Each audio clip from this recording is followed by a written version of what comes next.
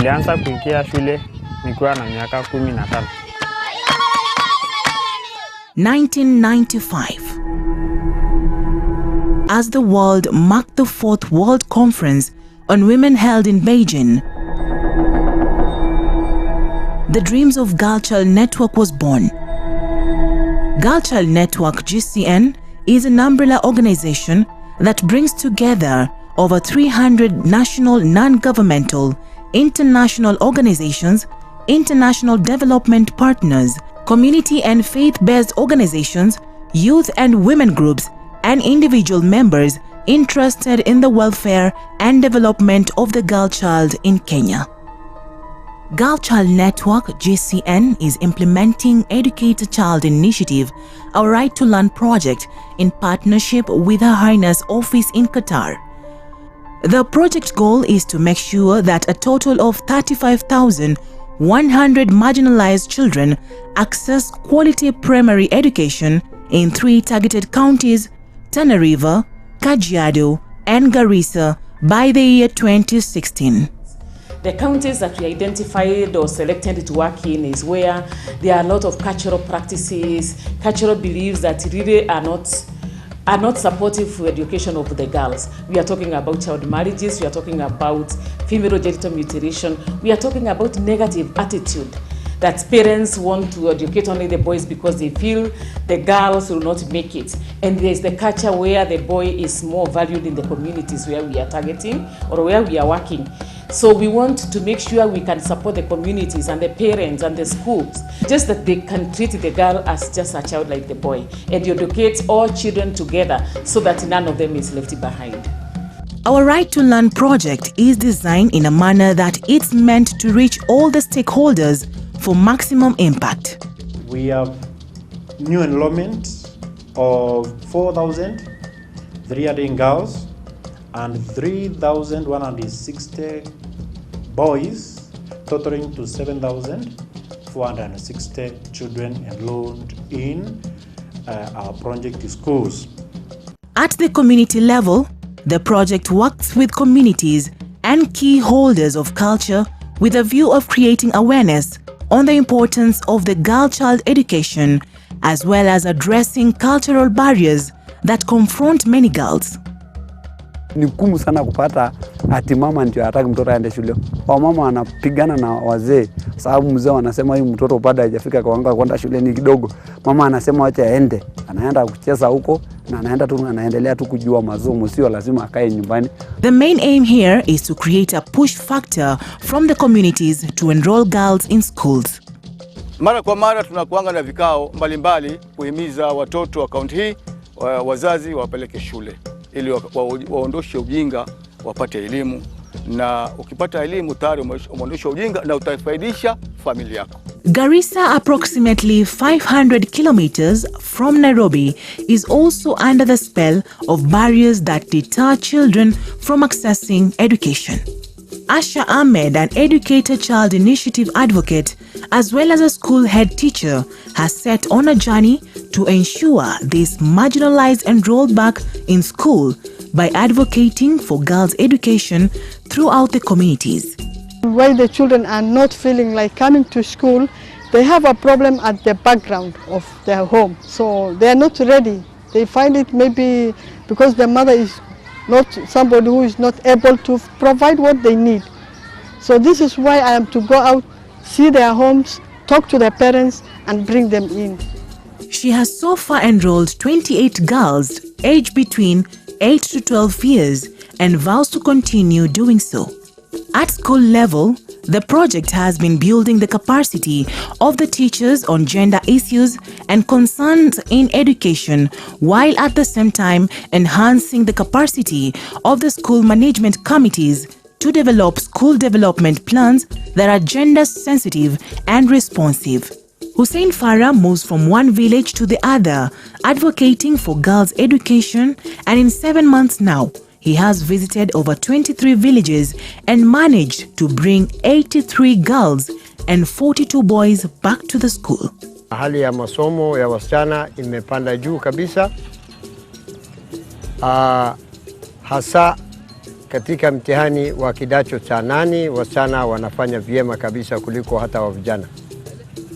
Another level is capacity building of key education officials, specifically the devolved structures on key education policies that support girl-child education, and also ensuring that counties develop education strategic, whose strategic goals and objectives is to increase enrollment of all the children, particularly the girl child.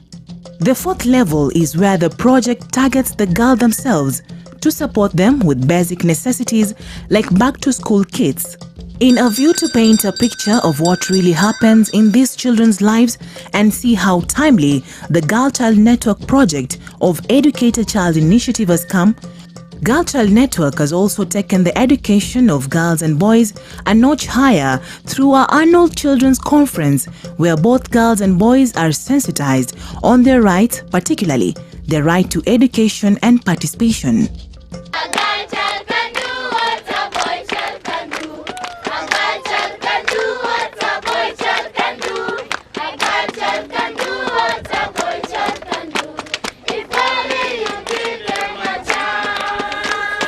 I could advise my students to come over learning education, because without education, nothing will help you in this world. Everybody works for his own and his life. When you go from this place, that will go and help other children, our members, on how the seminar was, what we have learned, the new things that we have been taught and we have been advised into the seminar. Kajiado County is also under the spell of barriers that deter children from accessing education. We hit the terrain, and after hours of difficult drive, we finally reached the Isilala village. Here, we meet with the Kamekei's Ntiti Kamekei, a mother of 6 who has been through all from her childhood life, growing up without education and subjected to labor for the benefit of the family. Ntiti is married and does not want her children to have the same life as hers, but rather go to school, and apparently this has led to squabbles with her husband, who is adamant to let the children go to school. The father of the children apparently was about to marry off their 2 eldest daughters at a tender age in exchange of a herd of cattle, which is a treasured commodity in the community. An indication of what could be a norm in the community and a culture abided by them. However, Ntiti Kamakei insists that the girls should go to school, but her husband, on the other hand, sees nothing of value by educating his daughters. To him, girls are a commodity of exchange in return of herd of cattle, which defines the status of men in the society. Nimefurahia sana kwa vile mama amenipeleka shule, maana nimeona tofauti kati ya wasichana wenye wamesoma na wale wenye wako manyumbani.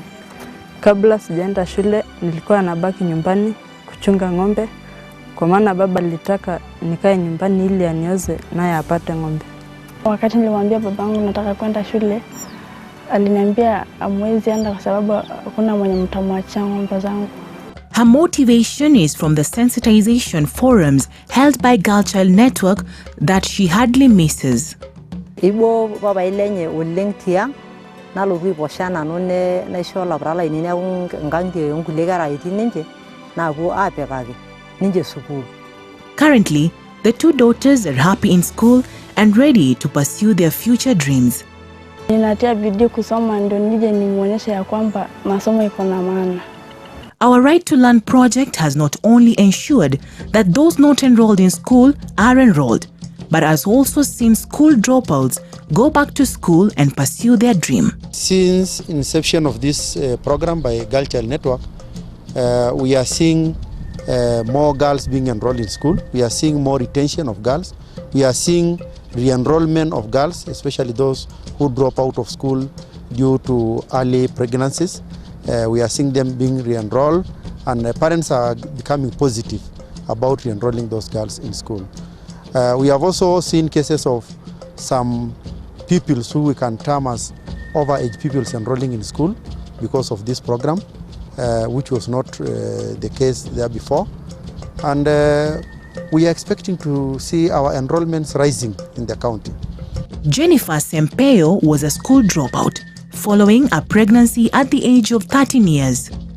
The pregnancy to her was the ultimate decision not to go to school.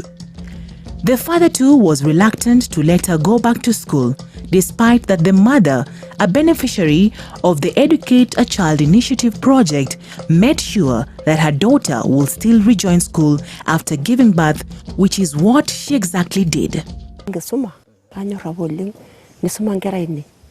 Shuleni kwa sababu sikuwa nataka kupeana bado nilikuwa mdogo.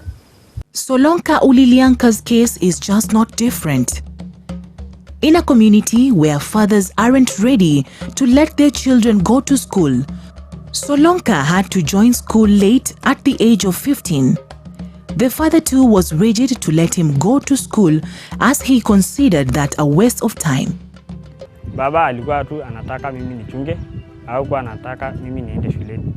Alikuwa ananikataza. Alikuwa anasema shule ukienda shuleni sasa wao mimi siwezi nikupatia uende shuleni kwa sababu shule hana faida yote. Solonka, who had to look after their cattle the whole day and do nothing else, and years on his school joining years passed by. But the Educate the Child initiative, through vigorous education awareness, campaigns and sensitization meetings and workshops in the area, played a big role in his life. He can write, read and communicate in other national languages, something he could not do before joining school. Mr. Jackson Melubo is a volunteer teacher at Oldrapoi Primary School, where Solonka attends. As an Educate a Child Initiative advocate, he aims at enrolling as many children as possible to school.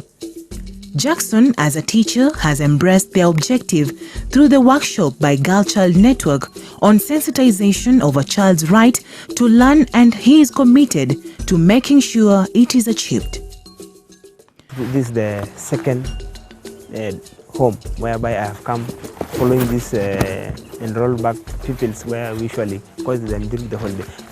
For now, I'm leaving and then I'm going to another one from the other door there, just nearby, where we call Mosoni Home. I'm just going to coach them, then we shall see how they will going to catch up the situation. Thank you. He, on the other hand, moves around in the village to help those enrolled catch up in their studies with the rest. The importance of education is quickly taking effect as a traditional malpractice of female genital mutilation, which is something of the past in the Maasai community in Kajiado. Places once used for the practice of female genital mutilation has been abandoned.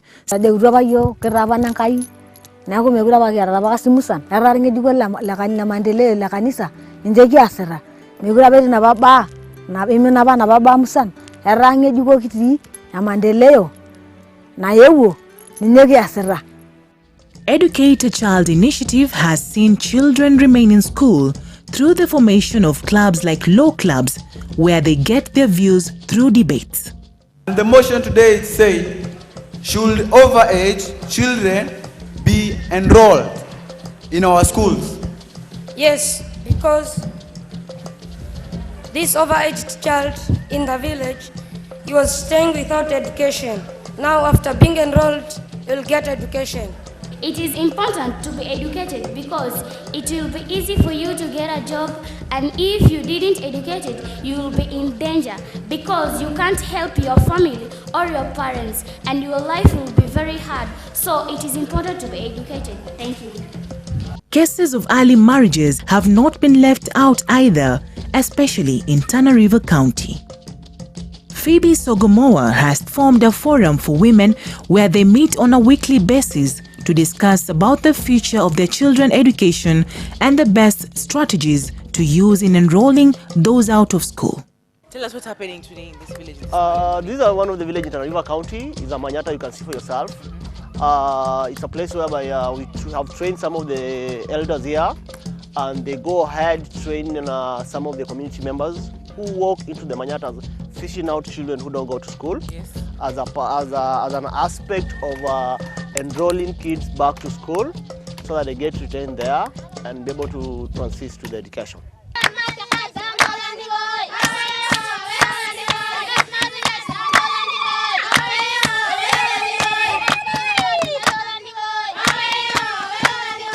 Tunatafuta haki za watoto wetu, haki za wasichana wetu. Unyanyaso kumezidi ndio huku, unauza mapema, baba yako anakula ng'ombe pale na kuoza. Hiyo saa hii tumekataa. Tunataka kama inawezekana watoto wetu wasome, na si watoto wasichana peke yake. Hata wasichana, hata wavulana nao wote waende shuleni. Ili hili eneo letu la Hola Secondary hapa mnapotuona na Tana River as a whole tuinukie nasi tuwe kama wale wa Kenya wengine. Another example is Mzee Gurasho Hamsa, 77 years, married to 9 wives and has 51 children. Mzee Gurasho does not entertain negative cultural practices that go against girls' right to education. Kiwa inawezekana, wazazi hapana peleka shule ashukwe. He is a living example to his community, having educated all his girls and boys and seen them live a dignified life. The importance of education has also been strongly supported by community radio stations, for example, Sifa FM, which has an educative program discussing girls' rights to education. Tumekuwa tukifundisha habari ya watoto kupata mimba, watoto wengine kutoroka shule na kukimbilia kuolewa mapema au mzazi kumwozesha mtoto. Kwa kweli wameweza kusema kwamba haya mafunzo ambayo nimeweza kuwa natoa kwa kuwahimiza na kuwafunza imeweza kuwaletea baraka katika familia zao.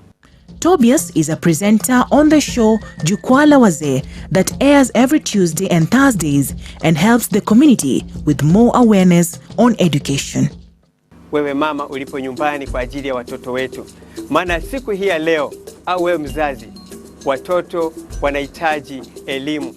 The Educate a Child Initiative project with the national policy for education for all aims at achieving a model for inclusive education that respects the right of every individual to a quality basic education regardless of gender, ability, religion, among other status. Girl Child Network would like to thank the government, society, and all who contributed tremendously to support Educate a Child Initiative. May God bless you abundantly.